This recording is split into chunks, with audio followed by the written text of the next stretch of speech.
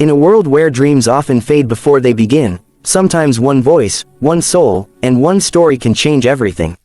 Welcome to another story that will touch your heart and remind you why we should never give up. It was a humid afternoon in Manila. The streets were alive with the usual noise, car horns, vendors shouting prices, children playing barefoot on cracked pavements. But among the chaos, there was a sound different from all others. A soft voice, gentle, pure, and full of emotion. It came from a boy, about 12 years old, sitting near a broken wall with a small, old guitar that looked like it had survived storms. His clothes were faded, his slippers torn, yet his eyes carried something powerful, hope. His name was Miguel. For as long as he could remember, music was his only friend.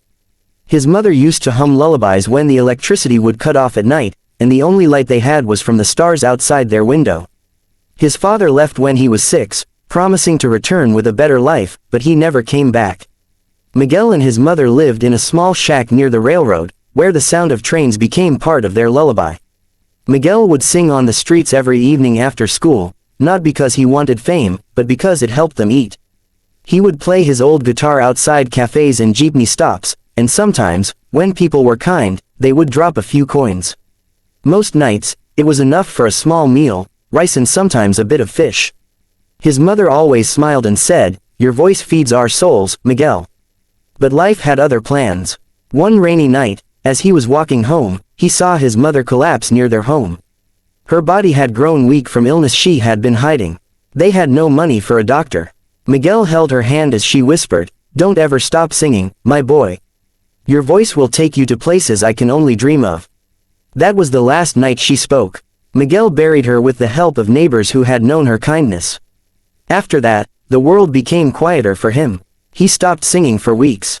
The streets felt empty, and the guitar, now resting beside her old photo, collected dust. One morning, while he sat near the same wall where he used to sing, a foreign couple passed by. The woman, holding a camera, stopped. She had been recording local street musicians for a charity documentary. She turned to Miguel and asked, "Do you sing?" Miguel hesitated. "Not anymore," he said softly. She smiled gently and replied, "Maybe just once more, for her." Something about her tone reminded him of his mother's words. Slowly, he picked up his guitar, tuned it the best he could, and began to sing. The song was Hotel California. His mother loved it. His voice started shaky at first, but as the notes filled the air, people began to stop. The street noise faded. His voice, though young, carried pain and beauty together. It was raw, real, and hauntingly powerful. The woman's camera captured every second. Tears filled her eyes as she whispered to her husband, "He's incredible." They uploaded the video that same night to their YouTube channel, titling it, "Filipino Boy Sings, Hotel California, on Manila Streets, a Voice You'll Never Forget." By the next morning, the video had gone viral. Millions watched it, comments flooded in, people around the world were in awe. "Who is this boy? He sings with so much soul. He deserves a chance." Miguel didn't even know what viral meant. He didn't own a phone, let alone internet access. Days later, strangers began approaching him with smiles, telling him that he was famous. One kind cafe owner showed him the video on her phone. Miguel watched himself singing and couldn't believe it. A few weeks later, an unexpected email reached the couple who filmed him. It was from the producers of America's Got Talent. They said they wanted to invite Miguel to audition. The couple immediately found him again, excited beyond words. When they told him the news, Miguel stared in disbelief. "Me? Go to America?" "Yes," the woman smiled, "they saw your video. They want you to sing on the biggest stage in the world." Miguel had never even left his city, let alone his country. He didn't have a passport or fancy clothes. But something inside him whispered, "This is what Mama meant." With the help of kind strangers, donations poured in. A local community raised money for his travel and paperwork. They even bought him a new shirt, jeans, and a small luggage bag. Before he left, the cafe owner handed him his old guitar, now repaired and shining. "She'll be with you through this," she said. When Miguel boarded the plane, he looked out the window at the clouds and whispered, "Mama, we're going to America." Los Angeles was like another planet to him, bright lights, huge buildings, people speaking fast English. Everything was overwhelming. But when he stepped onto the AGT stage, all he felt was silence inside, the same silence before every song his mother loved. The judges were there: Simon Cowell, Sofia Vergara, Heidi Klum, and Howie Mandel. The audience watched curiously at the small, shy boy standing in the center. He held his guitar tightly. Simon leaned forward and said, "Hello there. What's your name?" "Miguel," he answered nervously. "And where are you from, Miguel?" "I'm from Manila, Philippines." The audience clapped warmly. Simon smiled. "Beautiful place. And what will you be doing for us today?"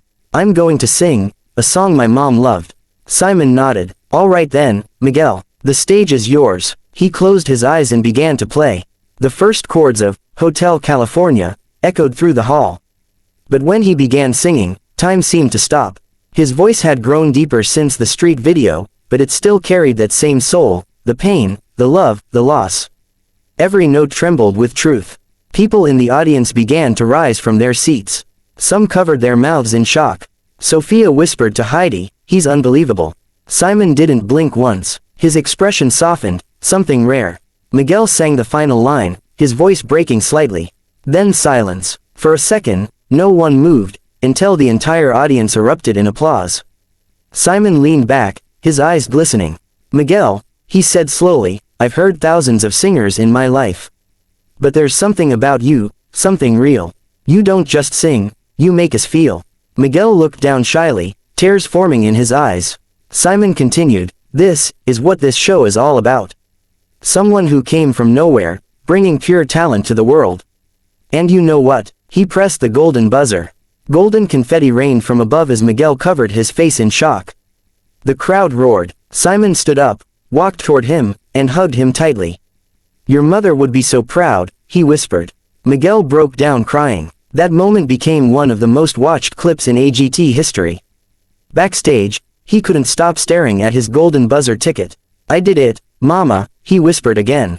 From that day, Miguel's life changed completely. News outlets across the world featured his story, from the streets of Manila to the golden buzzer. Schools invited him to speak. Fans wrote letters saying how his voice gave them hope. During the AGT semifinals, he sang another emotional piece, an original song dedicated to his mother. The lyrics were simple but powerful. "I'll keep singing through the pain, through the night, through the rain. For every tear you cried, Mama, I'll make the world hear your name." The audience was in tears again. Even the toughest critics couldn't hide their emotions. Although he didn't win the entire season, his journey inspired millions. He was offered scholarships and a record deal. But Miguel never forgot where he came from. When he returned to the Philippines, thousands welcomed him at the airport. Cameras flashed, banners waved, and children from his neighborhood sang his songs. He donated a part of his earnings to build a small music school in his area, a place for poor children who had dreams like his. He named it Maria's Music Home, after his mother. The first day it opened, Miguel stood before the kids and said, "When I was your age, I sang on these same streets. People laughed sometimes, and sometimes they ignored me. But music never left me. So don't ever stop singing, no matter how hard it gets." One little boy raised his hand and asked, "Kuya Miguel, did you ever think you would stand on that big stage?" Miguel smiled and looked at the sky. "I didn't, but someone up there believed I could." Years passed, and Miguel's career grew. He performed in concerts around the world, but he always made sure to return home every year to visit the children at his school. He would sit with them on the floor, play his old guitar, and sing the same songs he once sang on the streets. One afternoon, as he strummed softly, a little girl sitting beside him asked, "Why do you still use that old guitar, Kuya? You can buy a new one now." Miguel smiled. "Because this guitar heard my tears. It carried me when I had nothing. And it reminds me of who I am." He took a deep breath and began to sing again. The melody floated through the school courtyard, just like it once floated through the streets of Manila. People passing by stopped to listen, just as they always had. And though his mother was gone, everyone could feel her presence in every note he played. Simon Cowell once said in an interview about Miguel, "There are singers who perform, and there are singers who heal hearts." Miguel does both. He reminds us that talent has no borders and hope has no limits. When asked what kept him going through the hardest days, Miguel simply replied, "Love. Love for my mother, love for music, and love for everyone who believed in me when I didn't believe in myself." The journey from a cracked sidewalk in Manila to one of the world's grandest stages wasn't easy. It was filled with hunger, loss, fear, and loneliness. But through all of it, a little boy held onto one thing stronger than anything else: his song. Sometimes, it's not fame or fortune that defines a person's success. Sometimes, it's the courage to sing when the world is silent, the faith to keep dreaming when everything seems impossible, and the heart to share that light with others. And that's exactly what Miguel did. Today, his story is told not just on TV or social media, but in classrooms, music schools, and homes around the world. He's become a symbol of what happens when kindness meets talent, and when the world chooses to listen to those who are often unheard. He once said during a concert in Manila, standing before thousands of cheering fans, "Every note I sing is a thank you, to my mother, to those who helped me, and to those who still believe in dreams. Because if a boy from the streets can make it here, so can anyone." The crowd erupted in applause. People cried, hugged, and sang along. When the lights dimmed that night and Miguel sat alone backstage, he took out his mother's old photo from his wallet. Her smile hadn't faded. He whispered softly, "I did what you asked, Mama. I never stopped singing." Outside, fans waited for hours just to see him wave. But for Miguel, it wasn't about fame. It was about gratitude. Every song was a prayer. Every stage, a tribute. Every audience, a reminder of how far love can carry someone. And as his latest song played across the radio, a gentle tune called "Wings of the Street," people everywhere were reminded that sometimes the smallest voices carry the loudest truths. From the narrow streets of Manila to the shining lights of America's Got Talent, Miguel's journey wasn't just a story about music. It was about believing in something bigger than yourself. Because when you pour your soul into what you love, the world eventually listens. And sometimes, just sometimes, that love can echo all the way to heaven. So, wherever you are right now, remember this: your circumstances don't define your destiny. Your heart does. Keep dreaming, keep believing, and never stop singing your song.